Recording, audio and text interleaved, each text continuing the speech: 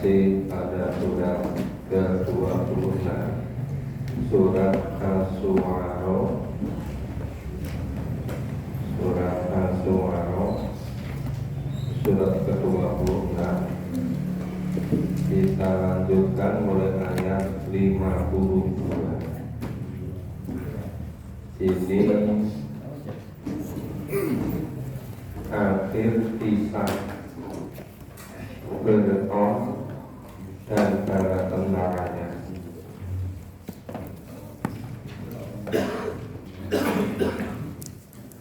Dengan Musa alaihissalam dan Nabi Harun alaihissalam. Mulai ayat 52. Surat ke-26 mulai ayat 52. A'udzu billahi minasy syaithanir rajim. A'udzu billahi minasy syaithanir rajim. Bismillahirrahmanirrahim. Bismillahirrahmanirrahim. Wa auhayna ila Musa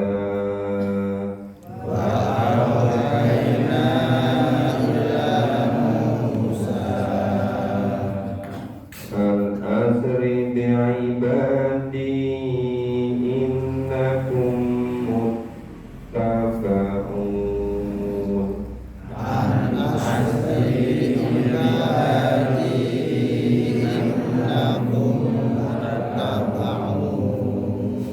Fa'arsala Fir'aunu fil madaini hasyirin.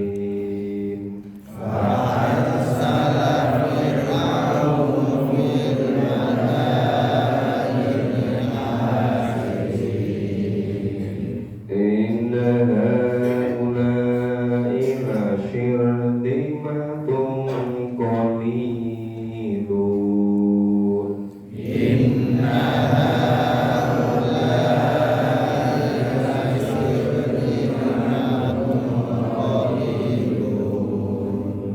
Wa innahum lana laghaizun.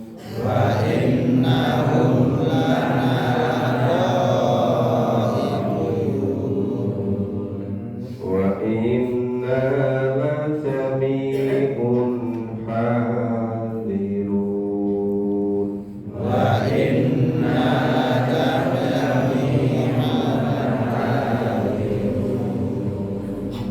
Wa akhrajnahum min jannatin wa uyun.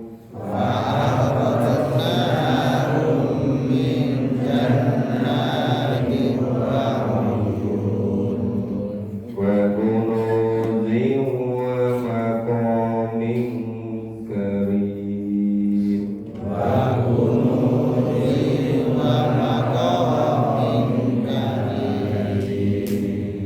Kadzalika wa awratnaha bani Israil.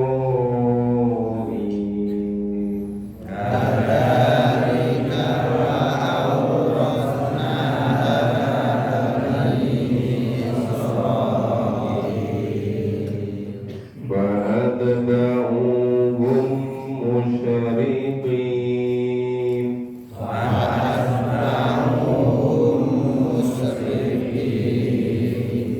Falamma tara'a al-jam'an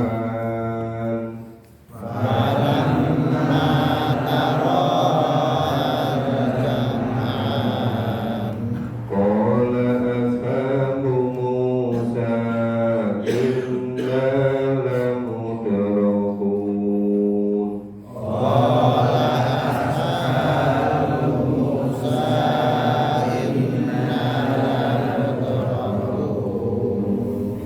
Qala kalla inna ma'iya rabbi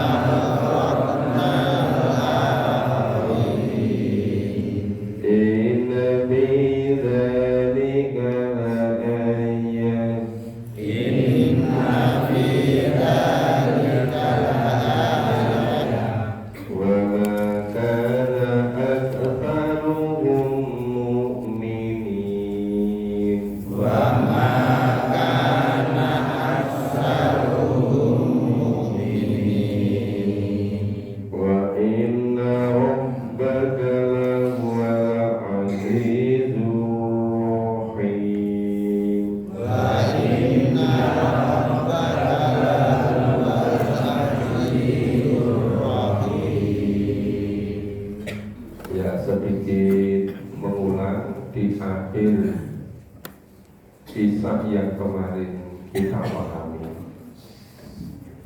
setelah para ahli sihir dari seluruh penjuru negeri yang dikumpulkan oleh tentara-tentara pembesar-pembesar, punggawa-punggawa istana Fir'aun, ternyata kalah telak dalam hal sihir. Setelah mereka kalah, mereka langsung tersungkur, bersujud, terus beriman kepada Tuhannya Nabi Musa dan Nabi Harun. Kemudian Fir'aun marah besar, marah luar biasa. Marahnya kemudian tadi para pesihir yang jumlahnya tak terhingga saja tadi, yang bersama beriman kepada Nabi Musa dan Nabi Harun, itu diancam, dipotong tangan kanan dan kaki kiri, atau sebaliknya tangan kiri kaki kanan, terus disalib. Dan ternyata orang-orang yang beriman dari para sihir tadi diancam begitu tidak menolong apa. Malah mereka katakan, oh nggak akan bisa memberi manfaat apapun. Kok semuanya ini nanti kembalinya pada Allah. Fir'aun semakin marah luar biasa. Nah, karena marah luar biasa, Allah menurunkan wahyu. Allah memerintahkan kepada Musa dan seluruh pengikutnya supaya meninggalkan Mesir, daripada nanti disiksa semua oleh Fir'aun dan bala tentaranya dan punggawa-punggawanya. Maka ini kisahnya boleh dimaksudkan. Wa auhayna ila Musa, dan aku Allah wahyukan, Allah perintahkan kepada Musa an asri dari kata asro, berjalan waktu malam. Masih ingat kisah Isra dan Mi'raj kan? Jadi asro asri itu berjalan di waktu malam. Bi'ibadi innakum muttaba'un. Jadi Allah perintahkan kepada Musa, pergilah di malam hari dengan mengajak seluruh pengikutnya diajak, termasuk tadi yang para penyihir yang semuanya sudah berilmu, yang semuanya sudah mengikuti Nabi Musa. Nah, karena sungguhnya kamu sekalian akan disusul siapa? Disusul Fir'aun dan seluruh bala tentara dan punggawa-punggawanya. Maka fa'alsana Fir'aunu fil madainil hasyirin. Kemudian Fir'aun menyuruh penggawa-punggawanya, tentara-tentaranya untuk mengumpulkan dari berbagai macam kota Madain, seluruh penjuru kota dikumpulkan semua.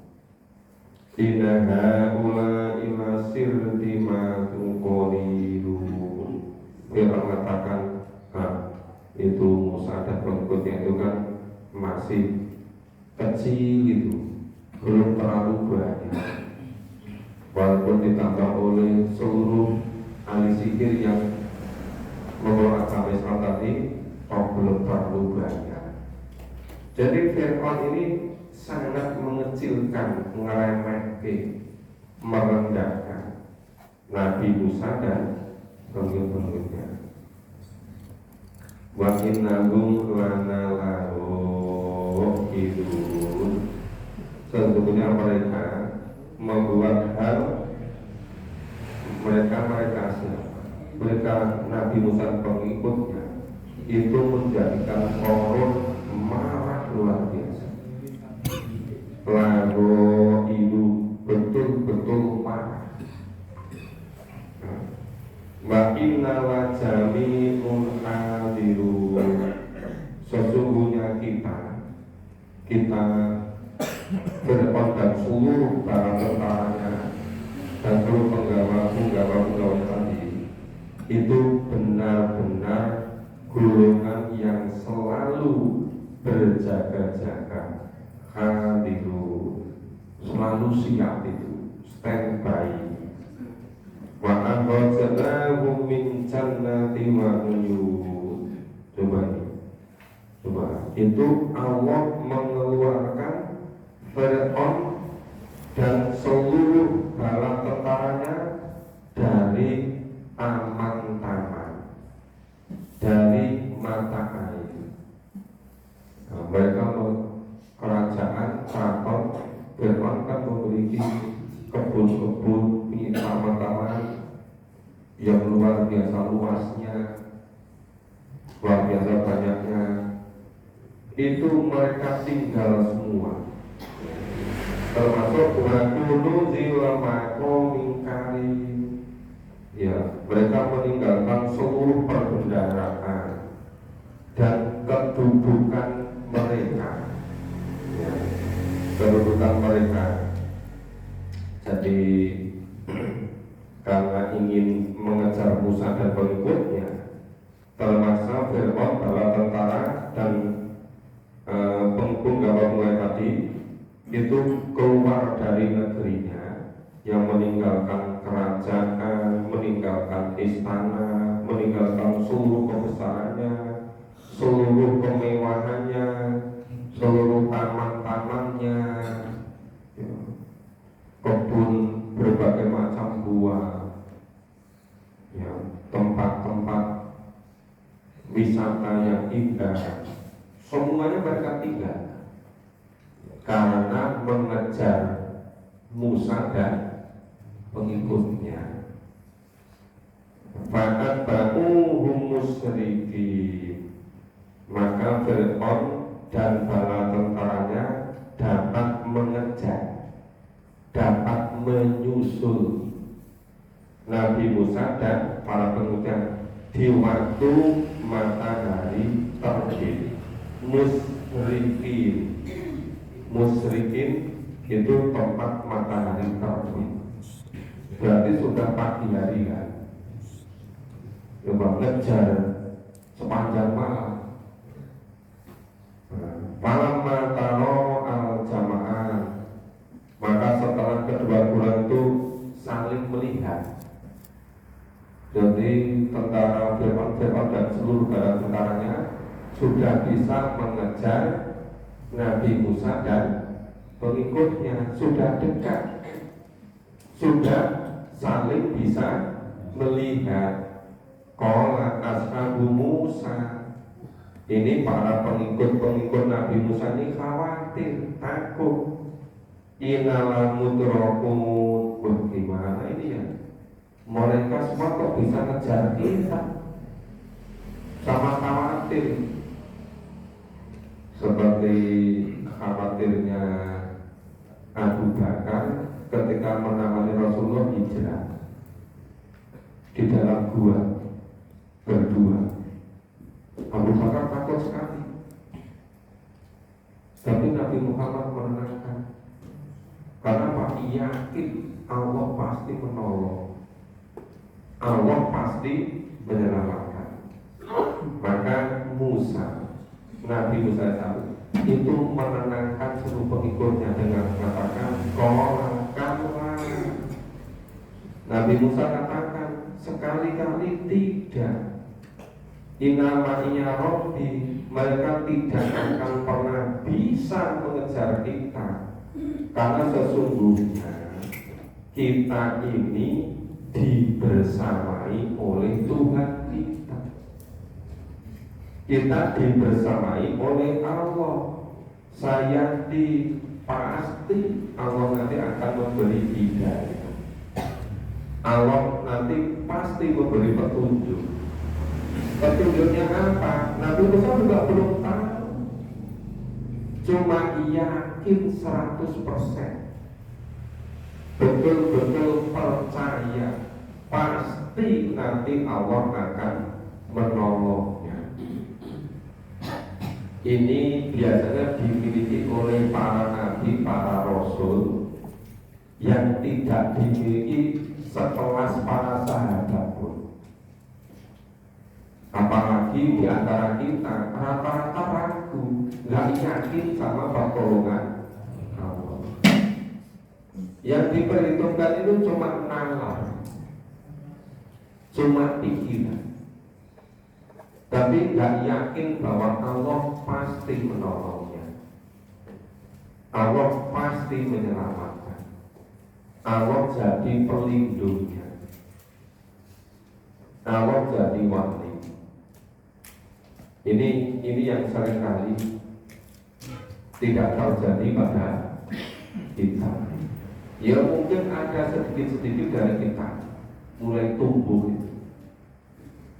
Nah, semakin nanti kita mendalami kisah-kisah begini, seharusnya ya, keimanan, keyakinan kita terhadap pertolongan Allah, terhadap perlindungan Allah itu pasti semakin besar. Kami dulu hampir pergi kemana-mana, ke seluruh pojok-pojok Indonesia itu sendirian. Ya, termasuk ke pojok-pojok dari daerah Bima, daerah NTT, NTB. Pernah suatu ketika tahun 2010 atau 2011 itu ditugasi suruh melantik 1 kali jalan lewat jauh 2 pimpinan perguruan tinggi. Ada 2 perguruan tinggi, 1 sekolah tinggi ilmu hukum, 1 sekolah tinggi agama Islam. Yang pimpinan atau ketua yang sudah di-SK-kan, yang paling agama itu dilatih, nggak ada masalah, berangkat. Yang satunya tadi, yang sekolah tinggi ilmu hukum, itu yang di-SK-kan mau saya latih, rival yang tidak di-SK-kan itu ngancam. Pokoknya kalau tetap dilantik, saya diancam. Nah, di sana dulu terus yang nginapnya cuma di tempat depan, di rumah biasa, ada keamanan. Dia nunggu di luar pintu itu. Dari siang, sore, malam, nggak pagi masih di sini. Sebenarnya ketemu saya temui ngobrol gitu, nggak mau pergi. Pergi sebentar, datang lagi malah bawa seperti parang, surut panjang, tetap ada di sini. Nggak mau pergi sampai mana. Itu serta merta. Saya kok teringat ada teman yang mertuanya itu polisi daerah.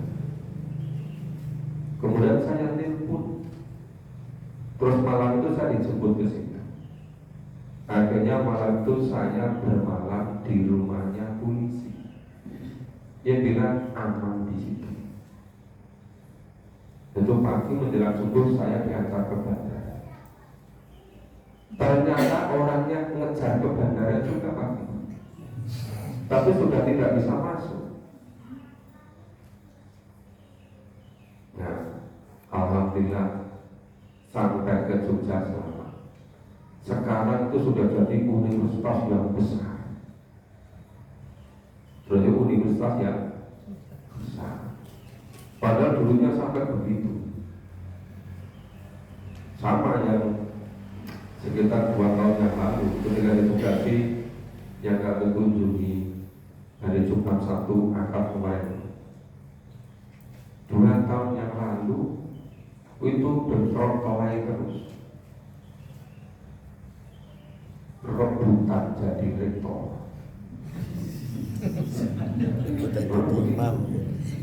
Saya ditugaskan untuk melatih juga.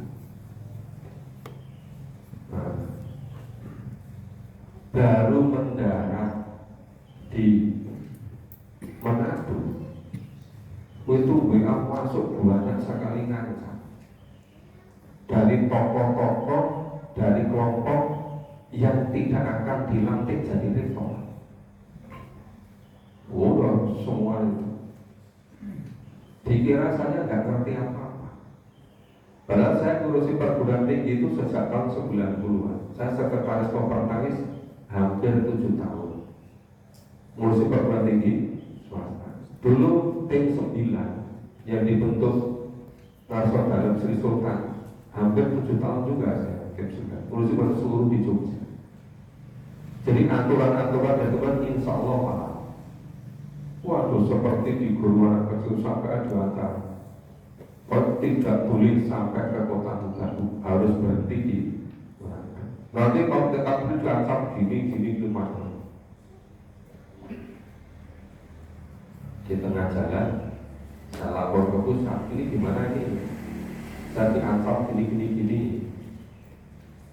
Gimana kalau saya terus saja? Mungkin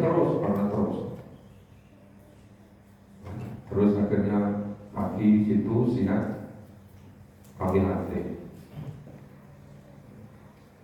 Jadi wali kota Sukibratul lengkap datang. Tapi yang ngancam tadi masih gerakan orang-orang. Selesai pelantikan perwakilan saya temui. Makin lama makin sulit. Nah, kemarin mulai kabur. Alhamdulillah sudah sangat kondusif, sudah mulai wisuda pertama. Ada 114. Luar biasa kan? Sudah membuat hasil. Pernah juga dulu ditugasi ke Sulawesi Tengah.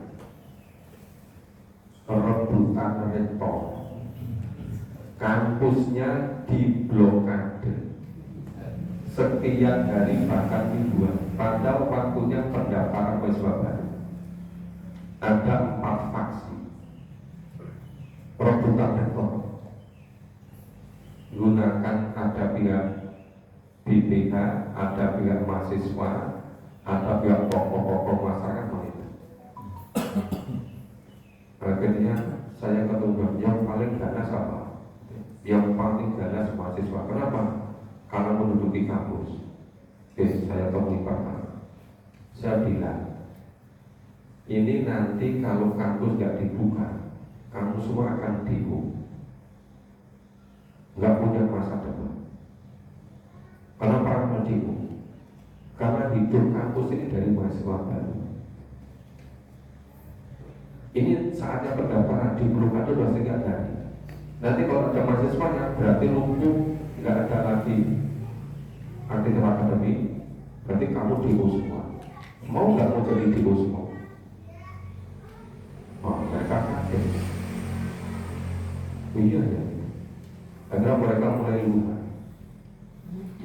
Oke, mulai lunak. Terus menemui satu faksi. Nah, dari pihak yang ini mau dilantik. Ditemui kursi pihak rivalnya. Satu pihak lagi dari kelompok BPH dan tokoh masyarakat. Artinya sehari semalam ketemu 4 faksi itu bisa terurai, kampus bisa dibuka. Ternyata yang backup bukan hanya orang provinsi di situ, ada yang ada yang backup, sampai ada yang dari Makassar, sampai ada yang dari Jakarta. Walaupun kejadiannya di Sulawesi. Jadi seringkali ketika menghadapi masalah memang tergantung keyakinan kita. Nah tadi saya sedikit memberikan informasi supaya ya kita semua itu hidup ya seperti ini, ya di mana saja, kapan saja. Itu ya namanya Nabi dan para sahabat. Seluruh para Nabi, para sahabatnya itu harapannya yang dirindukan itu memulai hidup yang sebenarnya. Hidup yang sebenarnya itu apa? Ketika mulai datangnya ajal, datangnya sakaratul maut. Begitu datang ajal, berarti ibaratnya mulai masuk surga, sementara di alam kubur itu sudah nggak direpotkan lagi, nggak repot lagi ngurusi ini itu, sudah mulai hidup yang sebenarnya. Itu yang dirindukan. Maka hidup di dunia itu semata-mata untuk menyiapkan hidup yang sebenarnya. Maka yang namanya ajal itu bisa terjadi kapan saja, di mana saja. Ajal datang tidak harus kita di rumah, tidak harus di kasur, tidak harus di rumah sakit. Bisa juga ajal datang di rumah sehat, di mana saja kan. Ya para nabi, para rasul, para sahabat dulu wafatnya di mana saja. Walaupun ada memang sahabat yang milih-milih, punya apa? Misalnya ingin nanti kalau meninggal syukur di Baitul Aqsa, paling tidak sudah dekat dengan Baitul apa itu yang ada di Palestina sekarang, Masjidil Aqsa kan, ya masjid atau baitnya. Ada yang sahabat yang bukan begitu. Ketika meninggal jauh belum sampai situ, karena dia itu sudah pesan, akhirnya mayatnya itu diusung di bawah, dimakamkan di dekatnya. Loh sampai begitu loh. Hanya satu saja harapannya, itu betul-betul bahagia pada hidup yang sebenarnya, hidup di akhirat yang selama-lamanya. Oke. Nanti kalau terlalu banyak kisah nggak jadi mahal. Oke. Nanti yang lain waktu saja. Ini tadi menjelaskan ayat 62 ya, itu Nabi Musa menjamin yang pada pengikutnya, kola tangan sekali-kali tidak mereka Fir'aun dan seluruh bala tentara ya, dan para punggawanya nggak akan bisa mengejar, nggak akan bisa menyakiti, nggak akan bisa membunuh. Kenapa? Karena Allah selalu membersamai. Inna ma'inya Rabbi sayahdi, sesungguhnya Tuhanku membersamaiku dan pasti nanti memberi hidayah, nanti memberi petunjuk. Kapan? Ya saat-saat Allah yang maha tahu, Allah yang menentukan saatnya mau belum. Maka harus betul-betul sabar. Maka fa'auhayna ila Musa anidrib bi asokal bahar. Lalu Allah betul-betul memberikan hidayah, memberikan petunjuk kepada Nabi Musa. Allah berfirman, Allah perintahkan kepada Musa, Al-Idrib di asokal bahar, wahai Nabi Musa, pukulkan tongkatmu ke laut. Al-Idrib di asokal bahar, pukulkan tongkatmu ke laut. Fanfarako makana kullu firqin kattautil adi, maka terbelahlah dengan tiba-tiba, dengan serta-merta laut itu terbelah, dan tiap-tiap belahan ada seperti gunung-gunung yang besar. Loh, ternyata di dasar laut ada gunung-gunung. Jadi seperti jalan itu. Nah itu kemudian apa satu itu? Ya, setelah kemudian itu terbelah, ya, itu di dasar juga ada gunung-gunung berjejer itu, barisan gunung.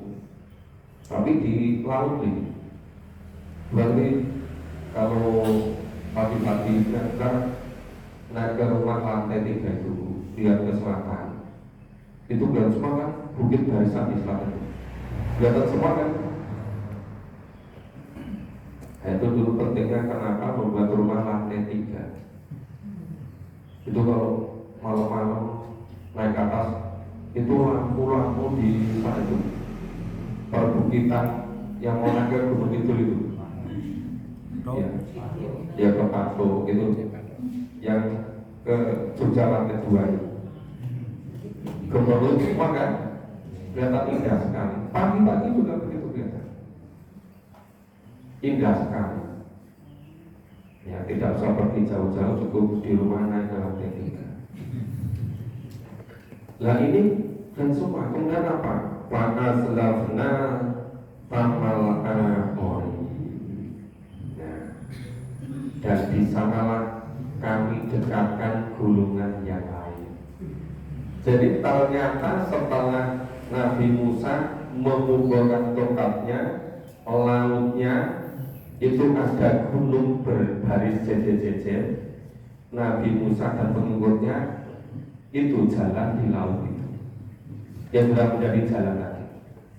Lah Fir'aun dan seluruh bala tentaranya ngejar, ngikut. Setelah dekat, Nabi pengikutnya sudah sampai daratan di seberang. Yang ini masih di tengah laut. Nah, kemudian setelah laut banyak terjadi. Fa'an jaina Musa wa man ma'ahu ajma'in. Dan Allah selamatkan Nabi Musa dan seluruh para pengikut semuanya, pengikut Nabi Musa. Tsumma aghraqna al-akharin. Kemudian Allah tenggelamkan kelompok yang lain. Siapa? Fir'aun dan seluruh bala tentaranya tadi. Jadi Fir'aun dan bala tentaranya terkubur, terbenam di lautan. Nah, cuma di sini ada dikisahkan garis besarnya, rangkumannya. Di surat ayat yang lain itu sampai dijelaskan. Fir'aun itu ketika sudah mau meninggal itu di laut itu ingin tobat, ingin beriman kepada Tuhan Nabi Musa dan Nabi Harun. Itu sudah menjelang sakaratul maut, baru sadar. Ini menunjukkan apa? Bahwa seluruh manusia yang ketika berkuasa itu seperti apapun sombongnya, merasa nggak butuh pada Allah, gitu kan? Kadang-kadang orang itu merasa nggak butuh pada Allah pada umat Islam ketika dalam keadaan menang. Tapi nanti kalau mau pemilu, nggak butuh lagi, gitu. Nanti kalau menang merasa nggak butuh lagi. Nah, orang itu kalau nggak mampu pasti mudah ditipu. Kenapa hampir semua orang itu mudah sekali ditipu? Kan nggak memahami Quran. Lihat berapa tahun ditipu kok yang ngamuk terus itu, malah ketagihan tipu. Itu karena apa? Nggak mau memahami Quran. Tadi malam kami sampaikan di komputer di rumahnya Pak Ediga. Loh kenapa? Hidup yang sebenarnya itu besok hidup di alam akhirat. Soalnya pokoknya apa yang alamnya loh. Loh Rasulullah hampir semuanya sibuk urusan dunia ini. Hal yang seharusnya simpel sederhana melanjutkan ke Quran. Menjadi judul itu yang terpenting apa? Yang terpenting memahami tuntunan Allah, ngamalkan. Ngamal itu apa? Mensejahterakan, memakmurkan keadilan seluruh kebutuhan terpenuhi. Sebagaimana zaman Islam dulu kan. Masih ingat kan sejarah ketika Umar bin Abdul Aziz jadi khalifah tahun 99 Hijrah sampai tahun 101 Hijrah. Seluruh makmur sejahtera bagian sampai mau nyalurkan zakat infak tersebut nggak ketemu orangnya karena sudah mulia semua. Mestinya itu yang dikejar. Lalu sekarang itu hampir seluruh hidupnya rebutan jabatan di instansi mana saja, di masyarakat mana saja, mulai dari presiden, wakil presiden, para menteri, gubernur, sampai RT, RW, ketua, lembaga pendidikan juga begitu. Mulai rektor, wakil rektor, sampai yang tergabung direbutan.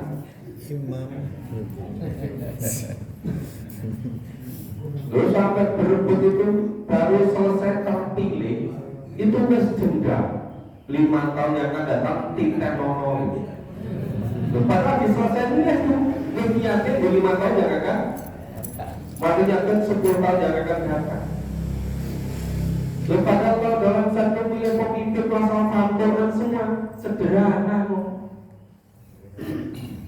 Asal milih pemimpin sampai ratusan triliun habisnya.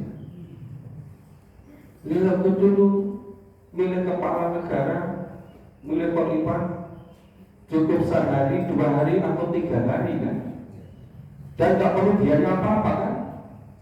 Biaya itu untuk memakmurkan rakyat semua. Kalau ada orang yang tidak bisa makan minum, itu ya top leadernya itu, sekarang rakyatnya makmur semua gitu kan.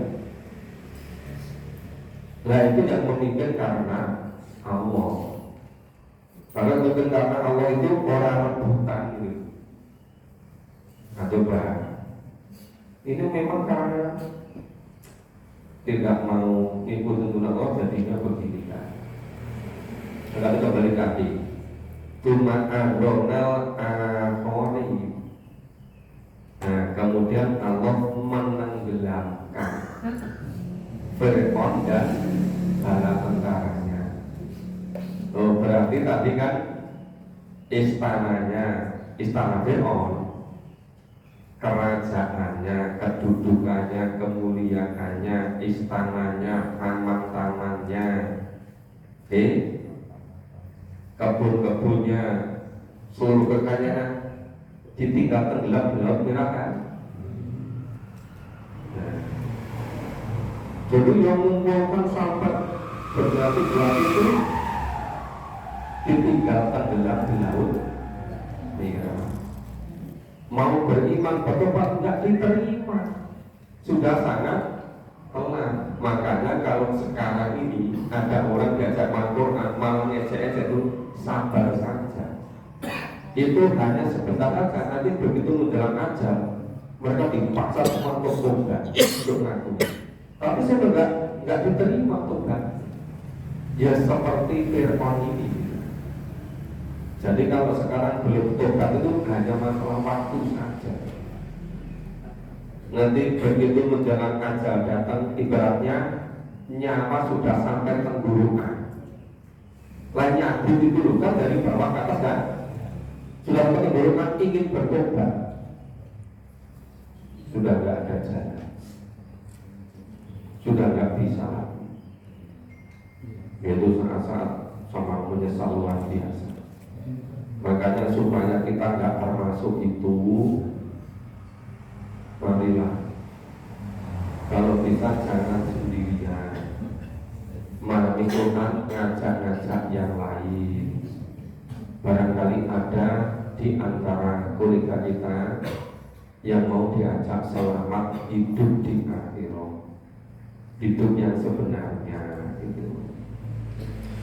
Terus inna bidzalika la ayat. Sehingga demikian itu kejadian yang semacam itu betul-betul menjadi bukti, menjadi tanda.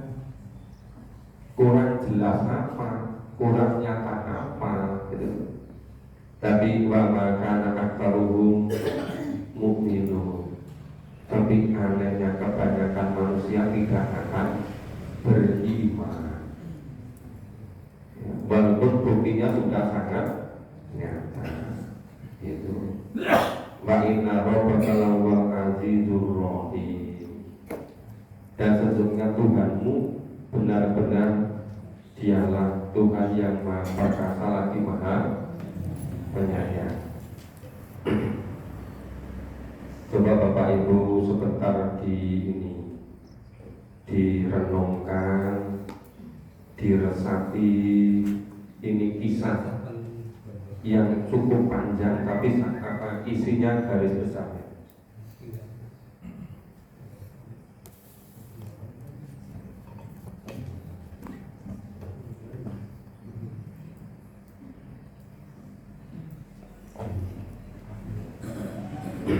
Masih kita lanjutkan sebentar. A'udzubillahi minasyaitonir rajim. A'udzubillahi minasyaitonir rajim. Wa tlu 'alaihim naba'a Ibrahim. Wa tlu 'alaihim naba'a Ibrahim. Idh qala li abihi wa qaumihi ma ta'budun. Idh qala li abihi wa qaumihi ma ta'budun.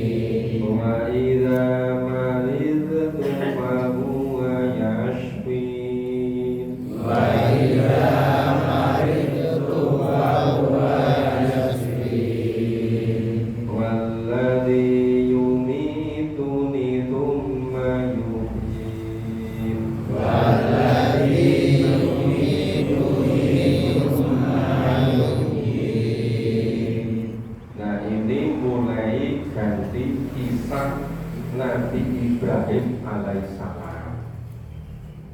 Ya, kisah Nabi Ibrahim alaihissalam. Waktu alaihim naba Ibrahim, ya. Dan bacakanlah kepada mereka kisah Nabi Ibrahim. Ini Nabi Muhammad diperintah Allah untuk menyampaikan kisah Nabi Ibrahim kepada para sahabat. Tujuannya apa? Untuk memperkuat keimanan para sahabat.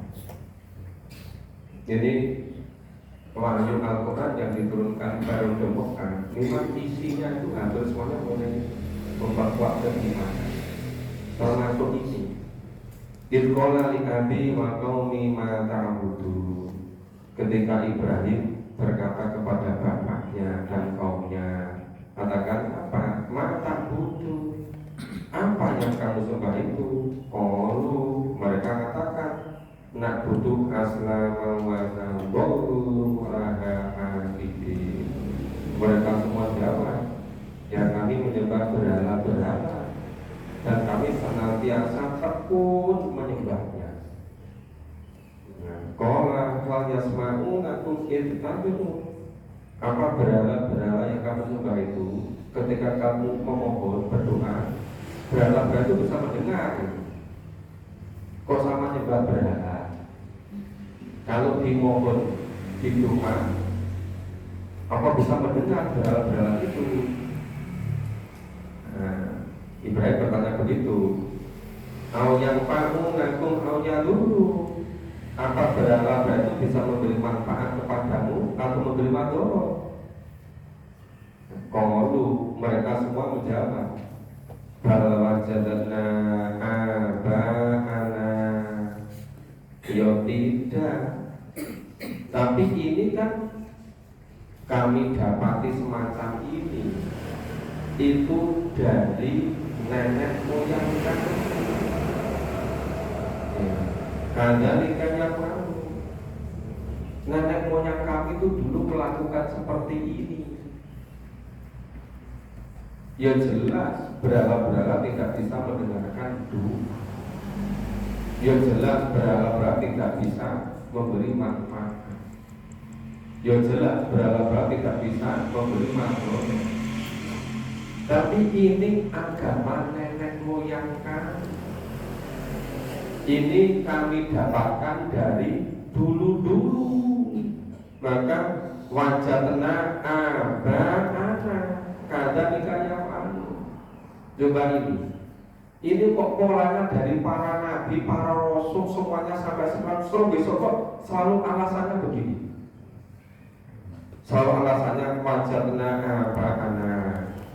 Jadi kami dapatkan dari nenek moyang kami. Nah, yang langsung diasuh oleh para nabi, para rasul pun tidak beriman karena alasannya mengikuti agama nenek moyangnya.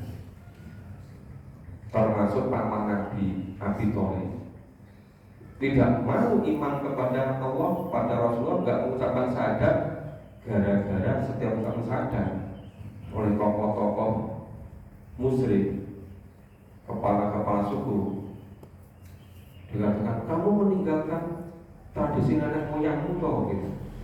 Nah, nggak jadi ucapkan itu, dan begitu. Nah, coba gitu. Ini perangkat terus-menerus gitu. Terus qala afara'aytum ma kuntum ta'budun. Ibrahim berkata, maka kamu telah memperhatikan apa yang selalu kamu sembah. Coba dicermati, yang kamu sembah itu gimana itu? Antum apa umur angkatan kamu dan nenek moyang kamu itu dahulu gimana gitu? Itu sumbernya dari mana? Kok bisa begitu? Gitu kan?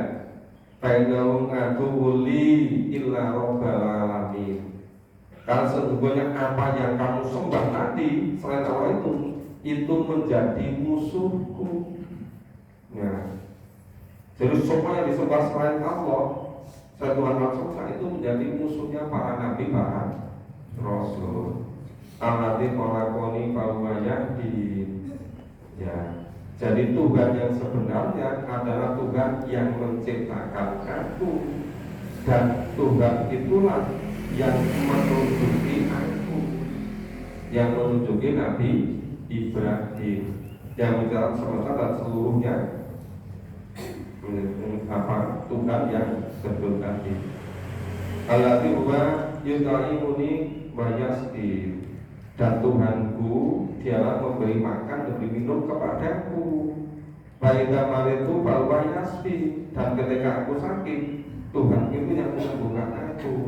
Walladzi yumituni tsumma yuhyi, dan Tuhanku itu yang menghidupkan aku, yang mematikan aku dan kemudian menghidupkan aku kembali.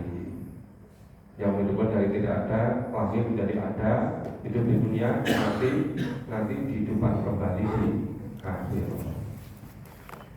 Ini baru awal ya pendalaman kisah Nabi Ibrahim. Insya Allah kita lanjutkan besok pagi. Untuk pagi hari ini sampai di sini. Bapak Ibu, kami ingatkan untuk sekarang hari Sabtu, besok pagi, siang perlu persiapan di tempat pengajian. Ya, mungkin Pak Noro dan kawan-kawan jadi bisa memimpin para pengurus pengajian untuk menyiapkan dari A sampai Z-nya setelah seminggu, dikerjakan, disempurnakan, diperbaiki. Mungkin kalau yang ada waktu, mungkin hari ini sore sudah bisa mulai ngetes. Kira-kira hari besok itu yang perlu dibersihkan, ditata apa? Kalau bisa tempat duduknya yang sebelah utara, depan, sebelah barat sama timur juga diulangi atas atau tingkat. Ya nanti kalau yang lebih banyak bisa diikuti. Demikian Bapak Ibu, terima kasih semuanya. Semoga Allah untuk memberikan hidayah petunjuknya pada kita, memberikan kesempatan pada kita semua yang memahami dan mengamalkan apa yang dituntunkannya. Insya Allah sampai kita memulai hidup